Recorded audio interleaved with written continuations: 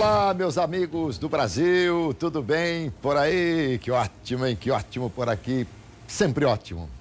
Abençoada sexta-feira, hein? Que seria da semana sem a sexta-feira? Ela chegou! E nós estamos chegando também com o nosso Visão Geral de hoje. Visão Geral, um olhar atento para os fatos do momento.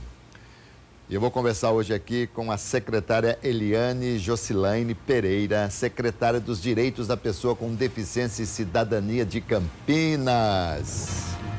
Vai ser um assunto muito legal. Querida, obrigado aqui pela sua presença, viu? Eu que agradeço, Alberto. Conversar um bocadinho aqui. Muito bom. Eliane Jocilaine. Tinha que ter uma rima? É? Acho que o meu pai quis ser bem criativo, né? Muito bem. Mas assim, no dia a dia, o pessoal te chama como Eliane, ou os dois juntos, olha, ou só Jocilaine? Tem uma mistura. Tem quem me chama só de Eliane, tem quem fala os dois, que eu gosto. Jeito você gosta? Eu gosto de Eliane Jocilaine. Acho que Jocilaine, tem uma sonoridade pronto. Bacana. Até o final do programa vai ser Eliane Jocilaine, tá bom? Tá bom, Alberto. Então tá bom. Secretaria extremamente importante, hein? Extremamente importante. Ela não trata só dos direitos da pessoa com deficiência, mas da cidadania como um todo, né? Exatamente. Existem, assim, vários segmentos, vários itens na sua secretaria, não é verdade? Isso mesmo, Alberto. Quais são eles? São criança e adolescente, juventude, idoso, mulher, população LGBT, imigrante e refugiado, que é um assunto aí grande, né? Que a gente precisa discutir cada vez mais. Política sobre drogas, né? E pessoa com deficiência também. Muito bem. Aliás, a gente poderia aqui, é claro que no tempo que nós temos aqui no programa não dá para falar de todos esses detalhes, mas a gente futuramente vamos renovar esse convite para que você venha, para que a gente fale de todos esses assuntos que são extremamente importantes. Você falou em droga, deixa eu começar te perguntando aqui o seguinte, sobre o episódio na Cracolândia, que foi uma expulsão, né? Do pessoal lá da Cracolândia, em São Paulo. E eu também não entendi. É como se você pegasse uma vassoura e fosse jogando e vai para onde for. Como é que você viu todo esse episódio? É uma situação bem complexa, né, Alberto? Porque você tem de um lado ali a questão da droga, do tráfico, que está diretamente ligado, né, à segurança pública e à necessidade da intervenção, de você evitar, né, porque é ilegal, né, esse comércio a céu aberto aí. Mas de outro lado você também tem a questão das pessoas, que em sua maioria estão ali em situação de rua, né, e que é preciso que você também possa oferecer alternativas para essas pessoas. Acho que deveria haver uma preparação antes, sei lá. Agora o prefeito de São Paulo está tentando na justiça o direito de internar essas pessoas compulsoriamente, né? Sim. Independente da pessoa querer ou não. Você não acha que essa preparação deveria ter sido feita antes? Eu li que parece que teve, né, uma articulação para esse sentido, mas que ali não ficou bem demonstrada, né? A gente que trabalha, né, eu que já trabalhei com população de rua diretamente ali na gestão aqui em Campinas, a gente sabe que a gente precisa unir essas pontas, né? E ter o acolhimento da política social, né? Ali com o trabalho também da segurança pública, guardado as suas devidas competências, mas de fato exige uma articulação prévia para que essas duas pontas precisem, né, sejam trabalhadas. O que na verdade, por mais que a gente veja o trabalho e por mais que exista esse trabalho que por vezes a gente não vê, o fato é que o que marca é a própria violência, não é? De ambas as partes. Sim. De ambas as partes, tanto do poder público aí com polícia, mas também eles acabaram quebrando tudo, fizeram muitas arruaças e tal, destruíram muito. Então, eu acho que é um grande problema, é um grave problema, ainda bem que não temos isso em Campinas, né? Existe trabalho preventivo em Campinas para que não se faça isso? Sim. Existe um trabalho, um parâmetro de um trabalho até muito bom aqui em Campinas. Eu falava muito disso enquanto eu estava na política de assistência social. Há uma interlocução muito próxima entre as secretarias de assistência social, as secretarias de saúde, com a Secretaria de Segurança Pública também, né? Como a gente sempre diz, há a competência que precisa ser guardada para cada atividade, mas essa integração ela é essencial e ela ocorre aqui no município de Campinas. Então a gente tem um trabalho tanto com a abordagem da população em situação de rua, prévio, de um convencimento que não é fácil, né, Alberto? É bem complexo você também, não é numa primeira abordagem que você consegue convencer uma pessoa a modificar ou largar o uso de drogas ou entrar em um acolhimento institucional. Tem toda uma metodologia aplicada para isso. E quando você consegue a construção de um vínculo com essas pessoas, é aí que você conseguiu ali estabelecer um espacinho para começar a trabalhar uma mudança de perspectiva dela. Muito bem, deixa eu falar um pouquinho aqui da Eliane Jocelaine, quase que eu falo Elaine, que é o nome da minha esposa, né? Então eu falo muito esse nome. Eliane Jocelaine Pereira, secretária municipal dos Direitos da Pessoa com Deficiência e Cidadania. Formada em Direito, está explicado porque tem uma fluência verbal muito boa. Servidora pública há mais de 18 anos, hein? Que coisa! 19 esse ano. 19 esse ano, que maravilha. É especialista em violência doméstica contra crianças e adolescentes pelo Centro Universitário Salesiano de São Paulo, Unisal. Foi coordenador da proteção social da média complexidade. Foi vice-presidente do Conselho Municipal dos Direitos da Criança e do Adolescente e conselheira nos Conselhos Municipais da Mulher, Assistência Social, Entorpecentes, Desenvolvimento e Participação da Comunidade Negra. Ô, que currículo, hein, menina? Que coisa. Bastante coisa, né, Alberto? Pois é. Mas é importante na área que você está atuando, é importante que você tenha todo esse background, que você tenha todo esse currículo, né? Porque eu imagino, a sua secretaria, você disse aí dos vários segmentos, existe um ou dois, ou alguns que são muito mais latentes, que exigem um trabalho muito mais efetivo de você, dos diretores, enfim, das pessoas?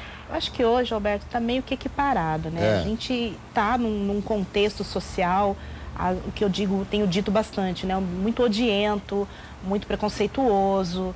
Então, todos esses segmentos estão exigindo de nós uma devida visibilidade.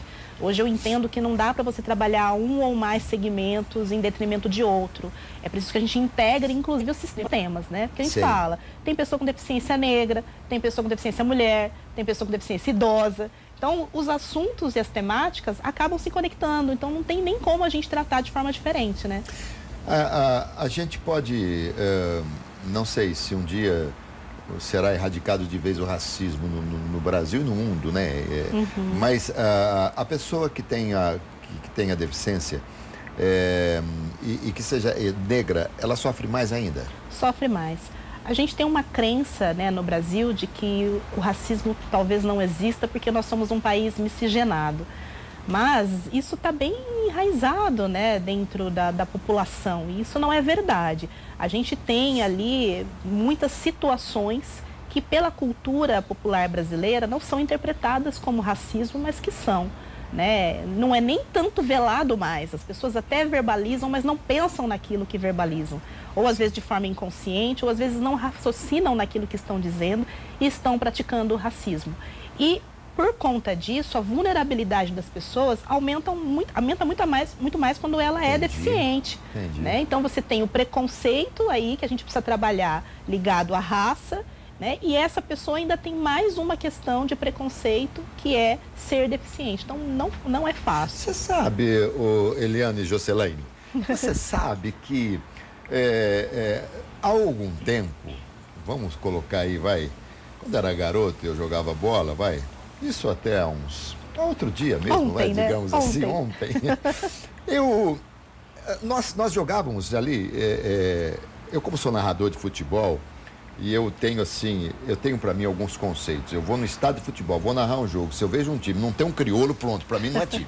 Porque não tem, o negro faz parte do futebol, a ginga do negro, enfim, aquele balanço todo, tem que ter. Você pega o time do Santos famoso lá atrás, né, de Dorval, Mengalvio, Coutinho, Pelé e Pepe, só tinha negro, né? O Pepe que era branco, mas era uma coisa assim impressionante.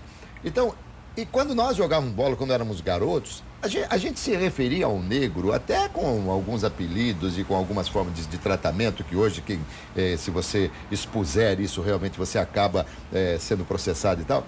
Mas nós não tínhamos nenhuma maldade no coração.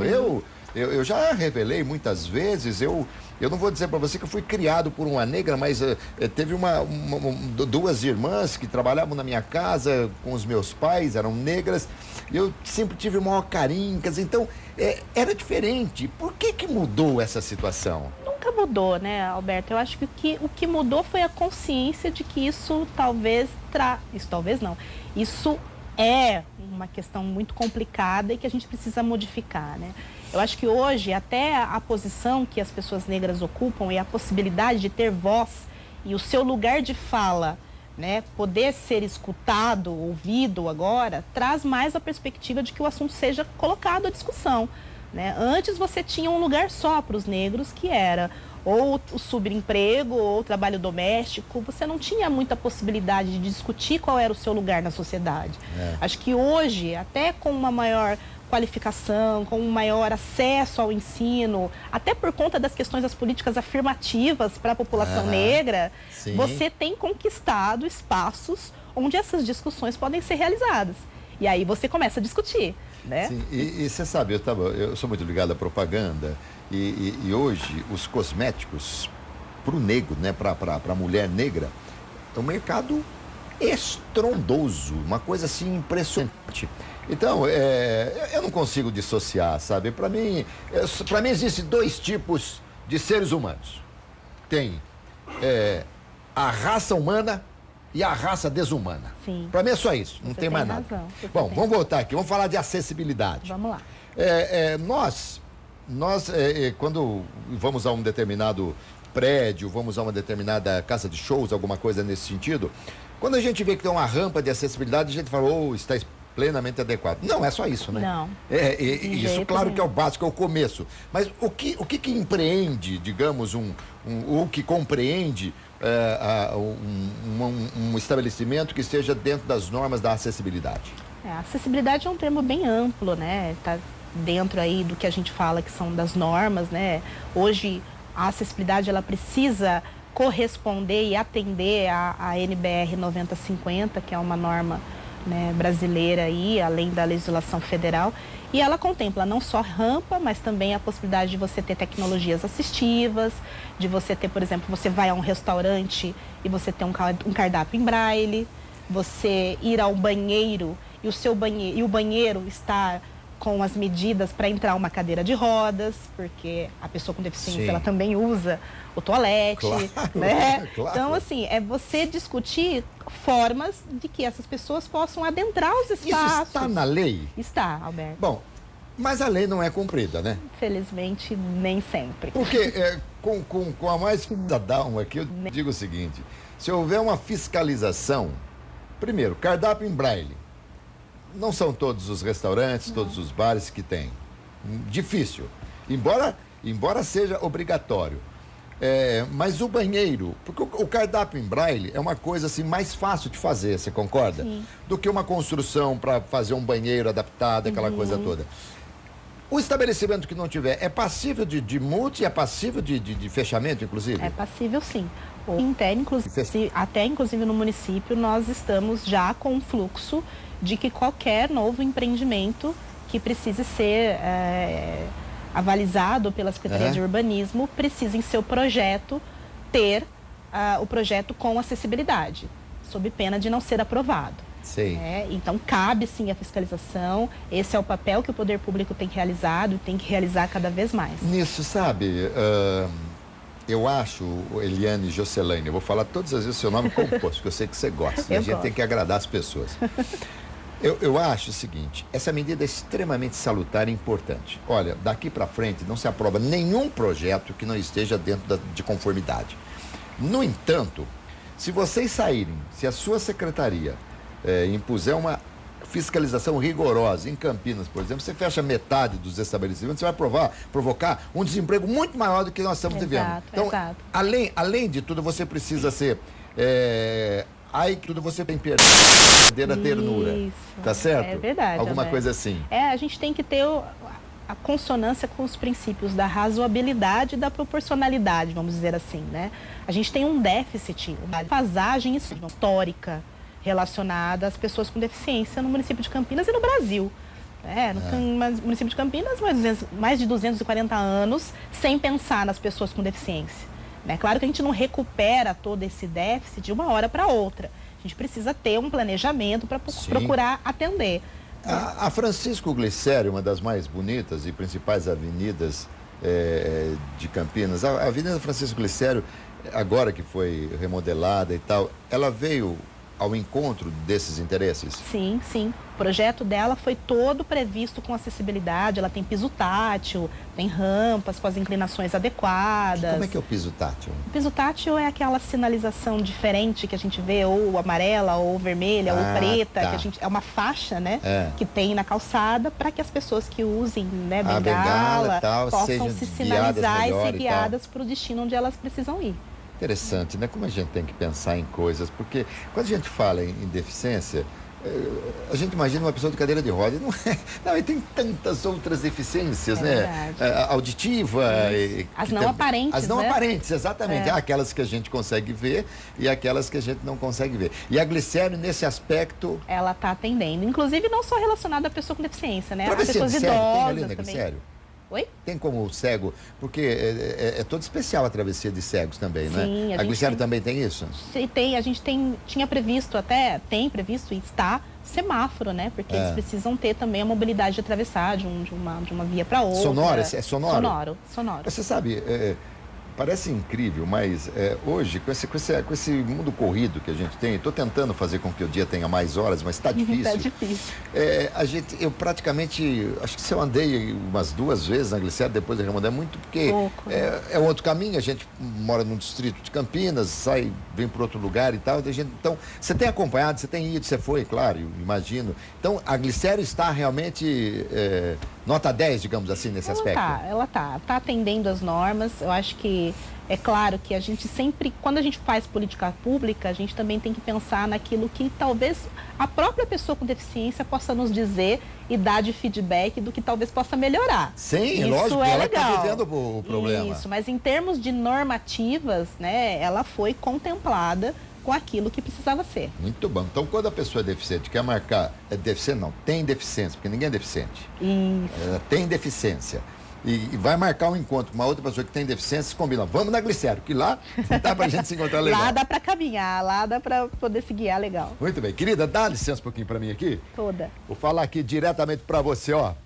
Sempre chega, sexta-feira não chega? Chega. O grande dia chega. E hoje é o grande dia. Porque... Querida, eu quero falar sobre a inclusão de algumas leis, né, no trabalho e tal, ou leis de inclusão no trabalho para essas pessoas, mas aquele projeto do Vinícius Gratti, vereador de Campinas, que obriga a sonorizar e a legendar no cinema para facilitar para quem tem deficiência auditiva e tal, seria a leitura, como é que é o nome? Audiodescrição. Audiodescrição. Como é que está isso? Eu acho que está caminhando aí na Câmara, eu não tenho... Não está em vigor ainda? Não está em vigência ainda, não. Mas tem uma determinação nacional? Tem. A Lei Brasileira de Inclusão, ela fala disso, né? Dentro dos recursos de acessibilidade, do direito à cultura também, as pessoas com deficiência, é garantido, né, que os cinemas cumpram, né, a determinação de ter esse recurso de audiodescrição quando aí dos filmes que forem lançados, que na verdade eles já devem conter esse recurso, né? Devem ser produzidos já com esse recurso. Mas como é que é? Eu vez ou outra vou ao cinema, gosto muito de cinema, eu não vi isso ainda. Eu não vi isso. Aplicado ainda em grande escala, alguns cinemas oferecem esse recurso. Aqui em Campinas eu ainda de fato não vi. O que a gente tem é a promoção pelo próprio poder público, né, de algumas atividades e algumas sessões inclusivas, né, de cinema com esse recurso da audiodescrição. Muito bem. Mercado de trabalho, então. Vamos falar das leis de inclusão. Elas são seguidas também ou também não? Eu acho que é interessante, né, Alberto? Porque, assim, a lei por si só, ela não resolve. Sim. Né? Aquela crença de que determinou, acontece, não é real. Quando a gente fala de política para pessoa com deficiência, e nesse caso, política de inclusão no mercado de trabalho, a lei de cotas, que esse ano completa 26 anos aí, ela trouxe significativos avanços quando ela garantiu que esse direito de inclusão das pessoas com deficiência seja possível. Sim. Mas ela também causa alguns paradoxos, né? Por exemplo? Você tem uma grande corrida das empresas em cumprir essa legislação, até porque, como uma ação afirmativa do poder público, foi intensificada a fiscalização. Então, de uns anos para cá, o MTE, o Ministério do Trabalho e Emprego, tem investido bastante em fiscalizar as empresas para garantir o cumprimento das cotas. Mas o paradoxo que surgiu é que é a cota pela cota. Então, a inclusão eu preciso ter pessoas com deficiência, profissionais com deficiência na minha empresa. Para cumprir, para mas não necessariamente eu dê condições para essa pessoa de desenvolver a sua capacidade e de estar em uma posição de trabalho que leve em conta as suas habilidades. Então, a gente pode até imaginar que seja assim, a princípio, bom, porém, numa sequência, não corresponde exatamente à realidade. Exatamente. E aí, quando eu falo que a lei, às vezes, ela por si só ela não resolve, porque é uma questão muito cultural, né, Alberto, nesse sentido, né? É o entendimento que as pessoas ainda têm da incapacidade das pessoas com deficiência de trabalhar. Assim como muitas pessoas ainda creem na incapacidade de pessoas com deficiência para ter filhos, para casar, sim, né? Então, sim. assim, a lei, ela precisa caminhar com uma mudança de cultura, uma mudança de visão da sociedade. Para quê? Para que isso seja de fato cumprido e para que isso de fato seja estimulado. Então, num primeiro momento, sim, serviu muito para que a gente pudesse ter esse direito garantido e as pessoas contarem com essa reserva aí de vagas para poderem adentrar o mercado. Mas hoje o que a gente persegue é que essa inclusão não seja só por legislação, mas sim porque as pessoas podem desenvolver as suas capacidades. Entendi. Aliás, Eliane e Jocelyn, me diga que você que está num convívio direto com essas pessoas, você que tem aí, daqui a pouco você se torna PhD nesses assuntos aí. Querida, a gente pode dizer que, salvo situações em que a gente percebe, você não pode ter uma pessoa cadeirante que tenha que se levantar para colocar um determinado produto numa prateleira e tal, que isso está fora da possibilidade. Salvo essas situações que são evidentes, a capacidade dessas pessoas, ela também não tem limite? Sim, Alberto, a gente precisa, como você bem colocou, compatibilizar aí as funções, as deficiências, né? E essas habilidades das pessoas.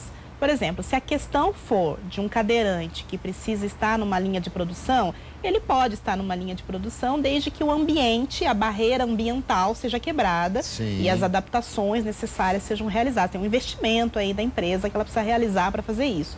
Eu posso ter uma pessoa surda também, trabalhando com máquinas pesadas, com barulho, porque muitas pessoas podem pensar, mas ele não escuta, pode ser ruim para a segurança dele, pode ter um acidente.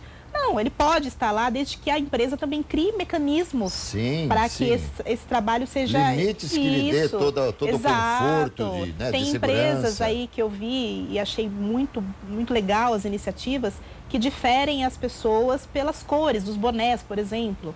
Né? As pessoas que têm deficiência auditiva usam uma cor de boné, então quando ela se aproxima, o outro já sabe que ele não pode manusear uma determinada máquina ou fazer algo perto dela, para assegurar que ela esteja bem fisicamente e não limita necessariamente a atuação dela dentro da empresa. Então, assim, tudo precisa ser verificado e é possível. Mas a gente não pode, por exemplo, imaginar que por ser portadora de uma determinada deficiência, essa pessoa seja limitada em todas as outras ações. Não, isso aí seria extremamente nécio pensar desta forma, né? Exatamente, Roberto, até porque nós também temos muitas limitações, né? Nossa, a gente tem uma habilidade para uma coisa e não tem para outra. E quantas, né? É verdade. Então, isso também acontece com pessoas com deficiência. É verdade.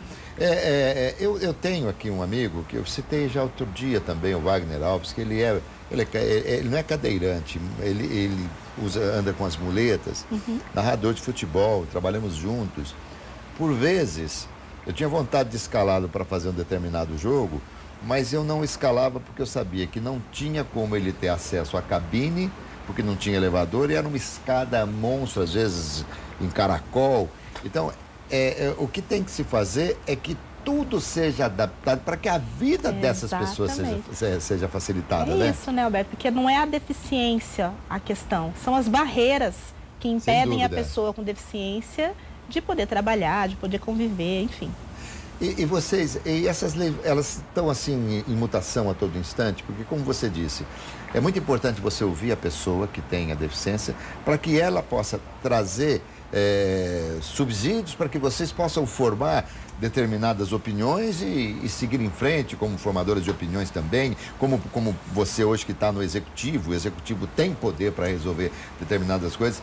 Existe assim um seminário, existe um workshop, vocês falam sempre com essas pessoas? Falamos sim, Alberto, a gente promove muitos eventos e a gente também tem uns espaços, né, que nós chamamos, são espaços de controle social, que são os conselhos das pessoas com deficiência, são os fóruns, né? São espaços onde nós convivemos com essas pessoas, escutamos essas pessoas. O Conselho Municipal, por exemplo, é um espaço de controle social que é frequentado pelo poder público, né? É composto pelo poder público e pela sociedade civil. Ali é discutida a política pública por pessoas que são pessoas com deficiência, que não necessariamente compõem uma empresa ou estão em alguma outra instituição. Simplesmente para trazer o olhar delas a respeito do que precisa ser implementado ou que precisamos avançar enquanto poder público para essa política. E é ali que a gente constrói outras visões e outras possibilidades. E você falou do poder público, e a Prefeitura de Campinas contrata o número que tem que contratar pela cota para essas pessoas? A Prefeitura ela tem essa abertura também para contratar. Eu tenho servidores. Nada impede que você contrate mais do que a cota permite, Exato, né? Mas eu tenho... Permite ou exige? Nós temos lá na Secretaria servidores com deficiência, né? É permitido e a Prefeitura tem incentivado cada vez mais. Inclusive, a gente tem incentivado que sejam contratados aprendizes, né, com deficiência também, né, para quebrar mesmo, né, essa cultura de que não pode ter. Eliane Jocelaine, querida, eu não tenho visto, a menos que tenha me passado despercebido, eu não vejo propaganda nacional nesse sentido de inclusão efetiva em trabalho, em empresas e tal. Existem essas propagandas? Eu acho que assim, está faltando a gente ter um maior número, né, de usar mais as campanhas publicitárias para isso, de forma nacional. De fato, a gente precisa ampliar cada vez mais as possibilidades de ter. Mas tem, algumas campanhas elas são lançadas mais em épocas, né, que são mais simbólicas, né? Nós tivemos agora recentemente o dia da conscientização do autismo, então sim, nós fizemos até ações. A gente fez aqui uma entrevista com o pessoal de autismo, isso, né? Então, nessas datas é que as campanhas são mais veiculadas. Muito bem. Deixa eu te perguntar aqui o seguinte. Eu estou recebendo aqui algumas... deixa eu ver aqui, ó. Nós da equipe da tarde da UTI adulto do CAISM... Então, estou pegando a pergunta errada aqui, são tantas perguntas aqui, eu estou fazendo uma pequena confusão aqui, secretária. Só um segundo. Ok. A lei só falta a assinatura do prefeito. Não sei se já foi assinada, o PL já foi aprovado na Câmara, mas está se falando sobre o quê? Eu acho que eu não estou entendendo aqui a pergunta, deixa eu ver no próximo bloco aqui, porque acho que vieram algumas perguntas meio que misturadas aqui para a gente. Bom, mas ainda voltando, você falou também de todo esse trabalho, você usou a palavra número. Nós temos um número estimado, evidente, de pessoas com deficiência de pessoas portadores de deficiência, de uma maneira geral, no nosso Brasil. A gente tem esse número? Nós temos. Hoje são 24% de pessoas no Brasil com deficiência, o que representa 45 milhões de pessoas com deficiência no país. 40? Em termos de comparação... Quase um quarto da população, é isso? Em termos de comparação, Alberto, né, assim, a Argentina, parece que um censo de 2015 dizia que a Argentina tinha 43 milhões de habitantes. Então, nós temos uma Argentina de pessoas com deficiência no país. Que coisa. E deficiência, e quando a gente fala, esse número envolve as que nas falas congênitas, está certo? Isso, e aqui, ao longo da vida, acabaram se tornando. Exato. Sabemos aqui são...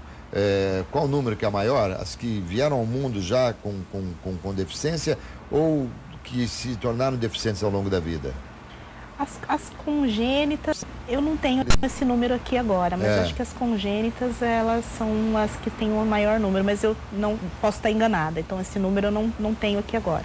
Você falou do autismo e nós temos uma lei que obriga nas escolas a pessoa que tem autismo ter um acompanhamento de uma psicopedagoga, enfim, de uma pessoa que lhe possa dar todo esse conforto. Como é que é esse trabalho? É um cuidador, né? Uma pessoa chamada de cuidador.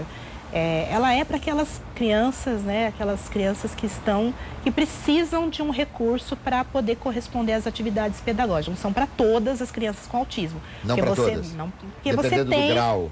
porque você tem crianças com autismo que é um autismo Asperger. O Asperger não vai precisar de um cuidador, né? Mas você tem o autista clássico que provavelmente vai precisar de um cuidador. Então, aí o município, através da Secretaria de Educação, ela tem esse cuidador disponível em sala de aula para ajudar. E isso aí vocês fiscalizam? Isso aí, as escolas, tanto públicas quanto particulares, né? Sim, as escolas municipais, né, hoje elas têm um número de cuidador em todas as escolas. E isso é fiscalizado, sim, porque é uma atividade que é de gestão da Secretaria de Educação, é acompanhado, né, é todo um relatório que é produzido, até para poder aí dimensionar quantas anda esse trabalho e dar o retorno e a gente aperfeiçoar a política pública.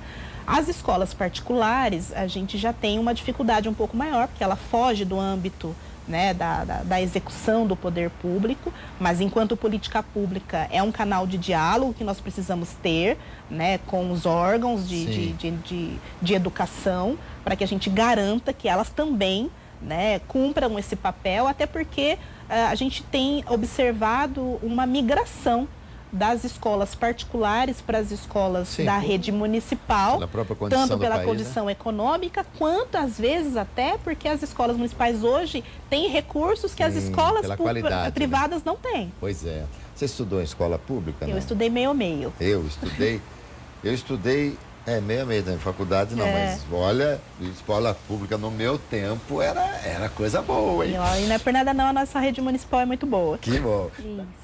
Você sabe que eu estava ouvindo hoje? Os 50 países que têm as maiores aposentadorias do mundo vão fazer um trabalho no sentido de que o aposentado passe a ter o direito da aposentadoria após 70 anos. Olha. Senão eles vão entrar, isso até a metade do século, senão eles vão entrar em colapso.